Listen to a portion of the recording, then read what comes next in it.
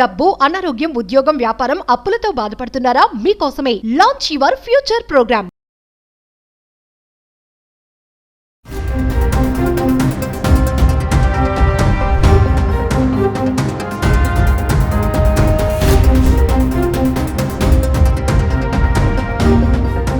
నమస్తే, welcome back to Suman TV. ప్రస్తుతం మనతో పాటు ఉన్నారు consumers affairs committee chairman Mandari Krishna Reddy గారు.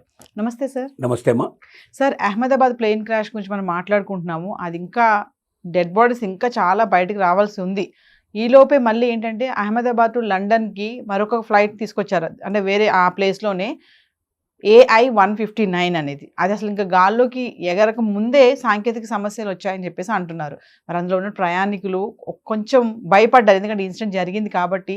సో ఒకసారి దాని గురించి మాట్లాడుకుంటే సార్. ఇటీవలే మనకు జూన్ 12 రోజున భయానకమైనటువంటి ఒక సంఘటన జరిగింది. అది బోయింగ్ విమానం 242 మంది ప్రయాణికులు, దాంతోపాటుగా అక్కడ మెడికల్ కాలేజ్ స్టూడెంట్స్, విద్యార్థులు, సిబ్బంది, ఇంకా దాని లెక్క కూడా పూర్తిగా తెలియలేదు. ఎంతమంది చనిపోయారనే లెక్క ఈ రోజు వరకు రాలేదు. దాన్ని మరి ఇన్నిసార్లు ప్రయత్నం చేశారు, ఇంత చోటు చేశారు. దీంతో పాటుగా ఇంకా మిస్సింగ్ అయిన వాళ్ళు కొంతమంది కంప్లైంట్ కూడా ఇస్తున్నారు. అంటే రోడ్డు మీద వెళ్ళేటువంటి వాళ్ళు కూడా వాళ్ళకి ఎఫెక్ట్ అయిందని, ఒక భార్యాభర్తలు ఇద్దరు కలిసి వెళ్తుంటే వాళ్ళు కూడా మిస్సింగ్ ఇప్పటివరకు కనబడలేదని, ఇలా ఒక 5 కేసులు మిస్సింగ్ కేసులు ఇప్పటిదాకా పోలీస్ స్టేషన్స్లో నమోదైనాయి. అంటే వీళ్ళంతా కూడా వైద్య సిబ్బంది కారు, వీళ్ళు అవుట్ సైడర్స్. అంటే ఆ సమయంలో అక్కడ ఉన్నారు వీళ్ళు. వాళ్ళకు కూడా ఎఫెక్ట్ అయినట్టుగా వాళ్ళు ఇంతవరకు కనబడలేదంటే దాని అర్థం ఏంటి? ఈ క్లాస్లోనే పోయారు అని చెప్పి వాళ్ళు అనుమానిస్తున్నారు, భయపడుతున్నారు. ఈ శవాల లెక్క తేలితే కానీ దాంట్లో ఎంతమంది ఉన్నారని బయటపడడానికి అవకాశం ఉంది. ఇప్పటిదాకా ప్రయత్నాలు జరుగుతున్నాయి. 162 మంది ఇప్పటికీ ఈ రోజుకు లెక్క కడితే 162 శవాలని పూర్తిగా వాళ్ళు DNA టెస్ట్ పూర్తి చేశారు. దాంట్లో 120 పైన శవాల్ని అప్పగించారు బంధువులకి. అంటే ఇంకా సుమారుగా 100 పైన ఇంకా లెక్క రావాల్సి ఉంది. 100కు పైగా లెక్క రావాల్సి ఉంది. అవన్నీ పూర్తి చేయడానికి ఎప్పుడవుతున్నాయి? 600 మంది సిబ్బంది అహోరాత్రులు కష్టపడుతున్నారు. DNA టెస్ట్ చేయడంలో అనేక రకాల ఇబ్బందులు ఎదుర్కొన్నారు. ఒక పక్కన ఇది జరుగుతుండగానే భయానకంగా రెండో పక్కన లండన్, అంటే ఢిల్లీ నుంచి అహ్మదాబాద్ టు ఢిల్లీ ఏదైతే లండన్ ట్రిప్ ఉందో ఆ ట్రిప్కు సంబంధించినటువంటి ఫ్లైటు మన యాక్సిడెంట్ జరిగింది కాబట్టి దాని ప్లేస్లో కొత్తది మరి ఇంకొక బోయింగ్ విమానాన్ని తీసుకొచ్చారు. దురదృష్టవశాత్తు ఈ రోజున దాని పరిస్థితి ఏంటంటే సరిగ్గా బయలుదేరే సమయానికి సాంకేతికమైన సమస్యలు వచ్చాయి. గంటల కొద్దీ దాన్ని నిలబెట్టాల్సిన పరిస్థితి ఏర్పడింది. ప్రయాణికులకు భయం పట్టుకుంది. ఎందుకంటే మొన్ననే జరిగిన సంఘటన కళ్ళ ముందు కనబడుతున్నప్పుడు అదే స్థానంలో వచ్చిన మరొక ఫ్లైటు ఫస్ట్నే ఎగరడం మొదలు పెట్టేటాగానే ఇంకా ఎగరకుండానే ఇంకా సాంకేతిక సమస్యలు వచ్చాయంటే ఎగిరిన తర్వాత ఒకవేళ వస్తే మా పరిస్థితి ఏమిటి అని ప్రతి ఒక్కరు కూడా భయపడే పరిస్థితులు ఏర్పడుతున్నాయి. అంటే ఒక్కొక్క సందర్భం ఎలా ఉంటుందంటే రోజు ప్రయాణం చేస్తున్న వాళ్ళమే, కానీ ఒక యాక్సిడెంట్ జరిగిన తర్వాత అదే రూట్లో మనం ప్రయాణం చేసినప్పుడు ఒక భయం అనేది ఎందుకో వస్తూ ఉంటుంది. మానవ సహజమైన విషయం అది. మనుషులు అనేవాడు ఏమవుతాడంటే రొటీన్గా జరిగేటి వాటికి ఇంపార్టెన్స్ ఇవ్వడు, కానీ సడన్గా జరిగేటువంటి దానికి ఇంపార్టెన్స్ ఆటోమేటిక్గా జీవితంలో ప్రవేశమవుతుంది. తన స్నేహితులు, తన చుట్టాలు, తన దగ్గర వాళ్ళు ఎవరైనా పలానా చోట ఇట్లా జరిగింది వాళ్ళు అన్నప్పుడు నెక్స్ట్ టైం వాళ్ళు అక్కడికి వెళ్ళినప్పుడు మనకు అక్కడ జరుగుతుందేమో అనేటువంటి భయం అనేది సహజంగా జరుగుతుంది. ఇప్పుడు ఇలా కూడా ఈ రకంగా కూడా కూర్చున్న వాళ్ళందరూ ఆ రకమైన ఎఫెక్ట్ అయ్యి వారికి పరిస్థితులు ఏర్పడ్డాయి. ఇది కాకుండా ఇంకా చాలా ఈ మధ్యకాలంలో ఈ వారం రోజుల్లోనే ప్రమాదాలు చాలా సంభవిస్తున్నాయి. టెక్నికల్ ప్రాబ్లమ్స్ చాలా వాటిల్లో వచ్చాయి. ముఖ్యంగా బోయింగ్ విమానాలు అన్నీ టెస్ట్ చేయడం జరుగుతుంది. చాలా విమానాలు రద్దు చేశారు. ఇప్పుడు చాలా చోట్లకు పోవాల్సినటువంటి విమానాలు, బోయింగ్ విమానాలు రద్దయినాయి. ఇది ఎందుకు ఇలా జరుగుతుంది అనేది ఒక పెద్ద ప్రశ్నార్థకమైంది. అంటే గతంలో కన్నా ఇప్పుడు ఏమిటంటే టెక్నికల్ ప్రాబ్లమ్స్ మీద బాగా శ్రద్ధ పెడుతున్నారు. ఆ టెక్నికల్ ప్రాబ్లమ్స్ అన్నీ క్లారిటీ ఇచ్చిన తర్వాత తప్ప, పూర్తి అయిన తర్వాత తప్ప విమానం ఎగరడానికి వీలు లేదనేది ఇప్పుడు ఒక కమిటీని వేశారు. ఆ కమిటీ దీని మీద శ్రద్ధ పడుతుంది. ఆ కమిటీ అన్ని బోయింగ్ విమానాలని తనిఖీ చేస్తున్నారు. వాళ్ళకి అనుమానం వచ్చిన వాటన్నిటిని నిలుపుదల చేసేస్తున్నారు. అందువల్ల దాదాపు నెంబర్ ఆఫ్ ఫ్లైట్స్ క్యాన్సిల్ అయిపోయినాయి. దాని ప్లేస్లో కొత్తది వేయడానికి కూడా లేవు, ఎందుకంటే అన్ని బోయింగ్ విమానాలు ఉన్నాయి. దానికి సంబంధించింది బోయింగ్ విమానాల్లో ఏదో ప్రత్యేకమైన ప్రాబ్లం వస్తుంది. ఇది కాకుండా వరల్డ్ వైజ్గా కూడా చాలా చోట్ల బోయింగ్ విమానాలకి టెక్నికల్ ప్రాబ్లమ్స్ వస్తున్నట్టుగా, కొన్ని కూలిపోయినట్టుగా, ఇవన్నీ కూడా ఒకదానికొకటి ఇప్పుడు విశ్లేషించుకుంటూ ఉన్నారు. ఇప్పుడు ఈ విశ్లేషణలో ఒకవేళ బోయింగ్ విమానాలు సరైనవి కావు, ప్రయాణానికి అనుకూలం కావు అని అనుకున్నట్టయితే బోయింగ్ విమానాలను పూర్తిగా రద్దు చేసినా ఆశ్చర్యపడాల్సిన అవసరం లేదు. అయితే దానికి టైం పడుతుంది. అది ఎందుకంటే ఇంటర్నేషనల్ ప్రాబ్లం కాబట్టి అంత సులభం కాదు.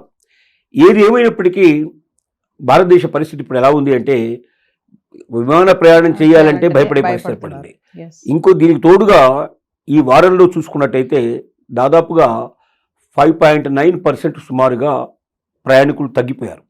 అంటే దాదాపు 6% ప్రయాణికులు విమానాల్లో ప్రయాణించే వాళ్ళ సంఖ్య తగ్గింది. అదే సమయంలో రైలు ప్రయాణికులు పెరిగారు, వేరే ప్రయాణికులు పెరిగారు. అంటే ఏమవుతున్నారు, షిఫ్ట్ అయిపోతున్నారు. విమానాల్లో ప్రయాణం చేయడం కన్నా దగ్గరగా వెళ్ళేటువంటి వాళ్ళు కానీ, అవకాశం ఉన్న వాళ్ళు కానీ, ఇప్పుడు మనం జాతీయ ప్రయాణంలో ఒక రాష్ట్రం నుంచి ఇంకో రాష్ట్రానికి పోవాలన్నా, ఢిల్లీ నుంచి ఇవాళ హైదరాబాద్ రావాలన్నా, ఇంకో చోట రావాలన్నా రైలు మార్గాల్లో రావచ్చు. మనం రోడ్డు మార్గాల్లో కూడా బస్సెస్ ఇప్పుడు ఎంతగా ఇంప్రూవ్ అయినాయి అంటే ఇప్పుడు పెద్ద పెద్దవి మనకు హైవే రోడ్స్ బాగా డెవలప్ అయ్యడం వల్ల గతం లోపల 24 గంటలు ప్రయాణం చేసే ప్రయాణం వల్ల 8 గంటలు 9 గంటల్లో పూర్తయ్యే పరిస్థితి ఏర్పడింది. ఎందుకంటే 6 లేను 4 లేను అట్లా విపరీతమైనటువంటి మంచి జాతీయ రహదారులు అంతర్జాతీయ రహదారుల కన్నా మించిపోయేట్టుగా ప్రమాణాలతో ఏర్పాటు చేస్తున్నారు.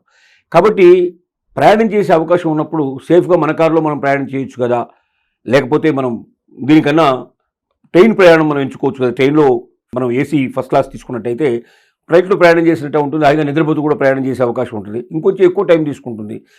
సిటీ నుంచి ఇంటి నుంచి ఎయిర్పోర్ట్కి పోయి ఎయిర్పోర్ట్ నుంచి ఇంటికి రావడానికి కనీసం ఎట్లాగైనా 2 గంటల నుంచి 3 గంటల టైం పడుతుంది. ఆ 2-3 గంటలు ఇంకా ఎక్స్ట్రా పెట్టుకుంటే 1 గంట 2 గంటల తేడాతో మనం చేరుకుంటాం అనే పరిస్థితి. ఇంకోటి దాని ఫ్లైట్ ఛార్జెస్లో ఒక 1/4 పెట్టినా కూడా ప్రయాణం జరుగుతుంది. అంటే ఛార్జీలు మిగులుతాయి, సుఖవంతమైన ప్రయాణం అవుతుంది, సేఫ్గా ఉంటుందనే పరిస్థితి. అలాగే ట్రైన్లో ఒక 2-3 యాక్సిడెంట్ టక్ జరిగిందంటే ట్రైన్ యాక్సిడెంట్ కూడా ఇదే పరిస్థితి ఉంటుంది. కొంతకాలం మళ్ళీ 5% 4% తగ్గుతారు. మళ్ళీ ఇది సహజమైనట్లయితే శ్మశాన వైరాగ్యం ప్రసూతి వైరాగ్యం లాగా కాసేపు మనిషి దాని గురించి ఆలోచిస్తాడు, కొంచెం దాన్ని భయపడతాడు, తగ్గుతాడు, మళ్ళీ అన్ని ప్రమాణికంగా పర్ఫెక్ట్గా నడిచడం మొదలుపెట్టిన తర్వాత దాంట్లోకి వస్తాడు. కానీ ప్రస్తుత పరిస్థితిలో మాత్రం సుమారుగా 5.9% ప్రయాణికులు డ్రాప్ అవడం అనేది కూడా ఆలోచించదగ్గ విషయం. ముఖ్యంగా బోయింగ్ విమానాల్లో చాలా ప్రమాణాలు పాటించడం లేదని తెలిసింది. దీనికి కారణాలు ఏమిటి? ఎందుకంటే ఇది ఇంతకుముందు ఎయిర్ ఇండియాని గవర్నమెంట్ ఆఫ్ ఇండియా నడిపించేది. ఎయిర్ ఇండియాకి సంబంధించింది, ఇండియన్ ఎయిర్లైన్స్ సంబంధించినటువంటి విమానాలని కూడా ప్రభుత్వ ఆధ్వర్యంలో నడిచాయి. ప్రభుత్వ ఆధ్వర్యం అనేసరికి ఏమవుతుందంటే ప్రైవేట్లో ఉన్నంత స్ట్రిక్ట్గా గవర్నమెంట్లో ఉండవు. నాది గవర్నమెంటు, నేనే గవర్నమెంటు, నేను ఎందుకు చేయాలి పని? అందుకే మన ప్రమాణాలన్నీ నశించడానికి కారణం ఏంటంటే మనకు 2 రకాల ఎకానమీలో మొట్టమొదటి సిస్టమ్ లోపల ఒకటేమో ప్రభుత్వ రంగంలో ఉండేటువంటి పరిశ్రమలు ఉండేవి, కొన్ని ప్రైవేట్ రంగంలో పరిశ్రమలు ఉండేవి, కొన్ని మిక్స్డ్గా ఉండేవి. అంటే ప్రభుత్వం ప్రైవేట్ కలిపి నడిచే పరిశ్రమలు ఉన్నాయి. భారతదేశం స్వతంత్రం వచ్చిన తర్వాత అన్ని ఇండస్ట్రీస్ గవర్నమెంటే చాలా వరకు మేజర్ ఇండస్ట్రీస్ డెవలప్ చేసింది. తర్వాత ప్రైవేట్ రంగం లోపల రావడం జరిగింది ఇవి. కానీ ప్రైవేట్ రంగానికి ప్రభుత్వ రంగానికి పోల్చుకుంటే ప్రభుత్వ రంగంలో ఉండే ప్రమాణాలు చాలా తక్కువగా ఉంటాయి, ప్రైవేట్ రంగంలో ఉండేవి చాలా ఎక్కువ ఉంటాయి. ఇప్పుడు బిఎస్ఎన్ఎల్కి ఉన్నటువంటి అవకాశాలు అసలు మిగతా దానికి లేవు వాస్తవంగా. అన్ని ఆఫీసులు, అంత విశాలమైనటువంటి వాళ్ళకి పని చేసుకునే అవకాశాలు అన్ని చోట్ల ఇంత పరిపూర్ణంగా కొన్ని లక్షల కోట్లకు సంబంధించినటువంటి ఆస్తులు ఉన్నాయి బిఎస్ఎన్ఎల్కి. కానీ బిఎస్ఎన్ఎల్కి మించి వాళ్ళ ప్రైవేటు సంస్థలు ఏవైతే ఉన్నాయో చొచ్చుకుపోతున్నాయి. ఎందుకంటే దాని అర్థం ఏమిటంటే ప్రభుత్వ రంగం లోపల ఒక లెథార్జీ ఉంటుంది. ఒక ఏంలే మనదే కదా, మనం చేయకపోతే ఎవడు కొడతాడు, మనల్ని ఎవడంటాడు, ఏమనంటే యూనియన్ ఇమీడియట్గా స్ట్రైక్ మొదలు పెడతాం, ఇలాంటి రకాల వల్ల ప్రభుత్వ రంగం మొత్తం నాశనం అయింది. అందుకే ఇక్కడ బోయింగ్ మీద కూడా ఆ ప్రమాణం కనబడుతోంది. బోయింగ్ విమానాలు ప్రభుత్వ రంగంలో పనిచేసినప్పుడు లెథర్జీ ఏదైతే ఉందో ఆ స్టాఫ్ను మొత్తం తీసి కొత్త స్టాఫ్ను పెట్టలేదు, కొత్త స్టాఫ్ పాత స్టాఫ్ని తీసుకున్నారు. ఆ పాత స్టాఫ్ను చూసి కొత్త స్టాఫ్ కూడా చెడిపోయే పరిస్థితులు ఏర్పడుతున్నాయి.